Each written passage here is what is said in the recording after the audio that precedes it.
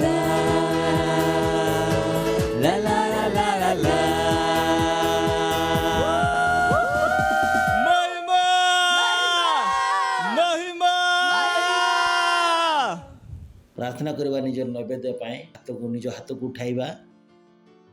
ओ धन्यवाद प्रभु, धन्यवाद मत बुद्धि ज्ञान अनुग्रह देइथिबा सकाशु एही नैवेद्य आम तुम निकट को आणिलु। 10 मांस देलु विशेष धरणर बीज पार्टनरशिप निमंते मत धन्यवाद। जे प्रकार आम देइछु सही प्रकार ताहा वृद्धि पाई फेरी आसुछि यीशु ख्रीष्टଙ୍କ नामरे। धन्यवाद देउछि प्रभु, धन्यवाद देउछि प्रभु। हाँ सेମାନଙ୍କ ମଧ୍ୟରେ ସତ୍ୟନିଷ୍ଠାର ଫଳ ଉତ୍ପନ୍ନ ହେଉଅଛି ଯୀଶୁ ଖ୍ରୀଷ୍ଟଙ୍କ ନାମରେ। ପ୍ରଭୁ ତୁମ ବାକ୍ୟକୁ ଜାଣିବା, ତୁମ ବାକ୍ୟକୁ ଅନ୍ୟକୁ ପ୍ରଚାର କରିବା, ତୁମ ବାକ୍ୟକୁ ବିସ୍ତାରିତ କରିବା ଆମ୍ଭମାନଙ୍କର ଇଚ୍ଛା ଅଟେ ପ୍ରଭୁ। ଧନ୍ୟବାଦ ଦେଉଅଛୁ। ଆଉ ଏହି ଟଙ୍କା ଦ୍ୱାରା ତାହା ହେଉଅଛି ତୁମର ସତ୍ୟ ପ୍ରସାରିତ ହେଉଅଛି ଯୀଶୁ ଖ୍ରୀଷ୍ଟଙ୍କ ନାମରେ। ଲୋକମାନେ ଏହାକୁ ଗ୍ରହଣ କରୁଅଛନ୍ତି ପ୍ରଭୁ ଯୀଶୁଙ୍କ ନାମରେ। ଆମେ ଏହି ନୈବେଦ୍ୟ ଉପରେ ତୁମର ଆଶୀର୍ବାଦକୁ ଆହ୍ୱାନ କରୁଅଛୁ ତୁମ ରାଜ୍ୟର ବିସ୍ତାର କରିବା ନିମନ୍ତେ ପ୍ରଭୁ ଯୀଶୁ ଖ୍ରୀଷ୍ଟଙ୍କ ନାମରେ ମାଗୁଅଛୁ। ଆମେନ୍। ପ୍ରେଜ୍ ଦ ଲର୍ଡ। ଉଚ୍ଚ ସ୍ୱରରେ କୁହନ୍ତୁ ମହିମା। କିଛି ଇମ୍ପୋର୍ଟାଣ୍ଟ ଆନାଉନ୍ସମେଣ୍ଟ। ଯେତେବେଳେ ଆମେ ଆନାଉନ୍ସମେଣ୍ଟ ବିଷୟରେ କହୁଅଛୁ ଟିକେ ଆଲର୍ଟ ପଡ଼ୋଶୀ କୁହନ୍ତୁ ଠିକ୍ ଭାବରେ ଶୁଣିବାକୁ। ସବୁଠାରୁ ପ୍ରଥମ ହେଲା ଚର୍ଚ୍ଚକୁ ଫଳ ନେଇ ଆସିବାକୁ ପଡ଼ିବ। ଫଳର ଅର୍ଥ ସେଉ କଦଳୀ ଅଙ୍ଗୁର ନୁହେଁ ଯାହା ବାବାଜୀମାନଙ୍କୁ ଆଣିକି ଚଢ଼େ। ଠିକ୍ ଅଛି। ଫଳର ଅର୍ଥ କ'ଣ? ନାଇଁ ପାଷ୍ଟର କହିଥିଲେ ଫଳ ଆଣିବା ପାଇଁ, ନଡ଼ିଆ ଆଣି ମୋ ମୁଣ୍ଡ ଉପରେ ହିଁ ଫାଡ଼ିଦେଲେ। ଫଳର ଅର୍ଥ କ'ଣ? ଆତ୍ମା ଗୁଡ଼ିକ। ପଡ଼ୋଶୀ କୁହନ୍ତୁ ଆତ୍ମା ଗୁଡ଼ିକ, ଆତ୍ମା ଗଣ। ଠିକ୍ ଅଛି। ଆପଣ ସଣ୍ଡେକୁ ଖାଲି ହାତରେ ଆସିବେ ନାହିଁ, ୱେଡନେସଡେରେ ଖାଲି ଖାଲି ଆସିବେ ନାହିଁ। ଆପଣ ପ୍ରତ୍ୟେକ ସ୍ଥାନରେ କ'ଣ ଖୋଜୁଅଛନ୍ତି? ଆତ୍ମା। ଏହା ଆପଣମାନଙ୍କର ଜୀବନ। ମୁଁ ଆପଣମାନଙ୍କୁ କହିଥିଲି ମୋ ଜୀବନରେ ଆଉ କିଛି ମଧ୍ୟ ନଥିଲା। ମୁଁ ବହୁତ ପଢ଼ା ଲେଖା କରିଅଛି, ବହୁତ ଇଣ୍ଟେଲିଜେଣ୍ଟ ଅଟେ। ମୁଁ ଗୋଟିଏ କାର୍ଯ୍ୟ କଲି, ମୁଁ ବୁଝିପାରିଥିଲି ଯଦି ଯୀଶୁ ଖ୍ରୀଷ୍ଟ ଆତ୍ମା ଗୁଡ଼କ ଲାଭ କରି ସଫଳତା ପାଉଥିଲେ ତେବେ ମୁଁ ଅନ୍ୟ ରାସ୍ତା କାହିଁକି ଖୋଜିବି? ମୁଁ ପାଗଳ ନୁହେଁ। ପ୍ରତ୍ୟେକ ଦିନ ଉତ୍ସାହରେ ପରିପୂର୍ଣ୍ଣ ହୋଇଥାଏ, କାରଣ ପ୍ରତିଦିନ ଆତ୍ମାଗଣ ଲାଭ କରିବାର ଦିନ। ପ୍ରେଜ୍ ଦ ଲର୍ଡ। ହାଲେଲୁୟା। କୁହନ୍ତୁ ପ୍ରତିଦିନ ଆତ୍ମାଗଣ ଲାଭ କରିବା ଦିନ ଅଟେ। ପ୍ରେଜ୍ ଦ ଲର୍ଡ। ହାଲେଲୁୟା। Foundation school. କେତେ ଲୋକ ଫାଉଣ୍ଡେସନ ସ୍କୁଲ କରୁଅଛନ୍ତି? ଫାଉଣ୍ଡେସନ ସ୍କୁଲ କ'ଣ? ଏହା ଜରୁରୀ ଅଟେ। କ'ଣ ଅଟେ? କ'ଣ ଅଟେ? ପ୍ଲିଜ୍ ଫାଉଣ୍ଡେସନ ସ୍କୁଲକୁ କରନ୍ତୁ। ଆମେ ଦିନକୁ 3 ଥର ପ୍ରାର୍ଥନା କରୁଅଛୁ। ଆମ ସହିତ ମିଶି ପ୍ରାର୍ଥନା କର। ପ୍ରଭାତ ସମୟରେ 7ଟା ଅଧେ ବେଳେ ତା କରନ୍ତୁ। ଆମେ କେଉଁଠାରେ କରୁ? ଆମର ଗୋଟିଏ ନୂଆ ଆପ୍ ଅଛି, ସେଥିରେ ଆମେ ପ୍ରାର୍ଥନା କରୁ। ପୁଣି ଅନ୍ୟମାନଙ୍କ ନିମନ୍ତେ ପ୍ରାର୍ଥନା କରିବାକୁ ଶିଖନ୍ତୁ, ଯେପରି ଆପଣଙ୍କୁ କେବେ ମଧ୍ୟ କୌଣସି ବିଷୟର ଅଭାବ ହେବ ନାହିଁ। ଆମ ନିଜ ଚର୍ଚ୍ଚରେ ଗୋଟିଏ ଆପ୍ ଅଛି, Christ embassy India fast flight app. ଯଦି ଆପଣଙ୍କ ମୋବାଇଲରେ ସେଇ ଆପ୍କୁ ଡାଉନଲୋଡ୍ କରିନି ତେବେ ସେ ଆପ୍କୁ ଡାଉନଲୋଡ୍ କରି ନିଅନ୍ତୁ। ଯେତେକ ପ୍ରୋଗ୍ରାମ କରୁଅଛୁ ସବୁର ନୋଟିଫିକେସନ୍ ସବୁ ଆସୁଛି ନା ମିଡ୍ ୱିକ୍ରେ ମଧ୍ୟ। ତେଣୁ ପ୍ଲିଜ୍ ଏଇ ଆପ୍କୁ ଡାଉନଲୋଡ୍ କରି ନିଅନ୍ତୁ। ଅନ୍ୟମାନଙ୍କୁ ମଧ୍ୟ ଜଣାନ୍ତୁ। ବହୁତ କମ୍ ଲୋକ ଅଛନ୍ତି ଯେଉଁମାନଙ୍କଠାରେ ଏହି ପ୍ରକାର ବିଷୟ ରହି ପରମେଶ୍ୱର ଆମମାନଙ୍କୁ ଅନୁଗ୍ରହ ଦେଇଅଛନ୍ତି, ଯଦ୍ୱାରା ଆମ ପାଖରେ ଏହା ଅଛି। ହେବାକୁ ଦିଅନ୍ତୁ ଯେ ଆମେ ଏହି ଆପ୍କୁ ମଧ୍ୟ ବ୍ୟବହାର। ପ୍ରେଜ୍ ଦ ଲର୍ଡ। ଯଦି ଆପଣ ଜଣେ ପାର୍ଟନର ନୁହନ୍ତି ତେବେ ପାର୍ଟନର ହେଇଯାଆନ୍ତୁ। ପାର୍ଟନର କିଏ? ଯିଏ ନିଜର ଟଙ୍କା ଦେଇ ସୁସମାଚାରକୁ ବଢ଼ାଏ। ଠିକ୍ ଅଛି। ଟଙ୍କା ଦେଇ ଯେଉଁମାନେ କହନ୍ତି ଓ ଏ ରାପସୋଡି ବାଣ୍ଟିବା ପାଇଁ ପଇସା ଲାଗେ, ମୋର ପଇସା ମୁଁ ଦେବି। ଟିଭିରେ ପ୍ରୋଗ୍ରାମ ଆଣିବା ପାଇଁ ପଇସା ଲାଗେ। ମୁଁ ଆପଣମାନଙ୍କୁ ନିଜର ସାକ୍ଷ୍ୟ ମୁଁ କହିଅଛି କି ପ୍ରକାର ମୋ ପାଖରେ କିଛି ମଧ୍ୟ ନଥିଲା। ମୁଁ କହିଲି ନାହିଁ, ମୋ ଟଙ୍କା ପ୍ରଥମେ କେଉଁଠାକୁ ଯିବ? ସୁସମାଚାର କାର୍ଯ୍ୟରେ। ମୋର କିଛି ଚିନ୍ତା ନଥିଲା ଯେ ମୋ ପ୍ରତି କ'ଣ ଘଟିବ। ଏ ପ୍ରକାର ହେବାକୁ ଦିଅନ୍ତୁ ଯେ ସୁସମାଚାର ଆପଣମାନଙ୍କ ନିମନ୍ତେ ଜରୁରୀ ହେଉ। ପୁଣି ଦେଖନ୍ତୁ ପରମେଶ୍ୱର ଆପଣଙ୍କୁ କେଉଁ ସ୍ଥାନରୁ। ପ୍ରେଜ୍ ଦ ଲର୍ଡ। ହାଲେଲୁୟା। ଆମେ ଛିଡ଼ା ହୋଇଯିବା, ପରମେଶ୍ୱରଙ୍କୁ ଧନ୍ୟବାଦ ଦେବା। ନିଜ ହାତ ଉଠାନ୍ତୁ, ପରମେଶ୍ୱରକୁ ଧନ୍ୟବାଦ ଦିଅନ୍ତୁ। ଧନ୍ୟବାଦ। ନିଜ ହାତ ଉଠାଇ କୁହନ୍ତୁ ଧନ୍ୟବାଦ ପରମେଶ୍ୱର, ଧନ୍ୟବାଦ ପ୍ରଭୁ। ବାକ୍ୟ ନିମନ୍ତେ ଧନ୍ୟବାଦ। କୁହନ୍ତୁ ବାକ୍ୟ ନିମନ୍ତେ ଧନ୍ୟବାଦ, ଜ୍ଞାନ ନିମନ୍ତେ ଧନ୍ୟବାଦ, ସତ୍ୟ ନିମନ୍ତେ ଧନ୍ୟବାଦ। ଧନ୍ୟବାଦ ଧନ୍ୟବାଦ ଧନ୍ୟବାଦ ଧନ୍ୟବାଦ ଦେଉଛୁ। ଖ୍ରୀଷ୍ଟ ସେମାନଙ୍କ ମଧ୍ୟରେ ପରିପକ୍ୱ ହେଉଅଛନ୍ତି ଯୀଶୁ ଖ୍ରୀଷ୍ଟଙ୍କ ନାମରେ। ଏମାନେ ସର୍ବଦା ନିଜ ଜୀବନ ନିମନ୍ତେ ପରମେଶ୍ୱରଙ୍କର ସିଦ୍ଧ ଇଚ୍ଛାରେ ଆଚରଣ କରୁଅଛନ୍ତି ପ୍ରଭୁ ଯୀଶୁ ଖ୍ରୀଷ୍ଟଙ୍କ ନାମରେ। ଓ ଧନ୍ୟବାଦ ଧନ୍ୟବାଦ ଧନ୍ୟବାଦ। ଆଉ ଏହି ପ୍ରାର୍ଥନାକୁ ପ୍ରଭୁ ଯୀଶୁଙ୍କ ନାମରେ ମାଗୁଅଛୁ। ଆମେନ୍। ପିତା ପରମେଶ୍ୱରଙ୍କର ପ୍ରେମ, କୁହନ୍ତୁ ପିତା ପରମେଶ୍ୱରଙ୍କର ପ୍ରେମ, ଯୀଶୁ ଖ୍ରୀଷ୍ଟଙ୍କର ଅନୁଗ୍ରହ, ପୁଣି ପବିତ୍ର ଆତ୍ମାଙ୍କର ସହଭାଗିତା ଆମ ସଙ୍ଗରେ ସଦା ସର୍ବଦା ରହିଥିବ। ପ୍ରଭୁ ଯୀଶୁଙ୍କ ନାମରେ ଆମେନ୍। ନିଶ୍ଚୟ ମଙ୍ଗଳ ଓ ଦୟା ସର୍ବଦା ମୋ ଜୀବନରେ ନିବାସ କରିବ। ପୁଣି ମୁଁ ସଦା ସର୍ବଦା ପରମେଶ୍ୱରଙ୍କ ଗୃହରେ ବାସ କରୁଥିବି। ପ୍ରଭୁ ଯୀଶୁଙ୍କ ନାମରେ ଆମେନ୍।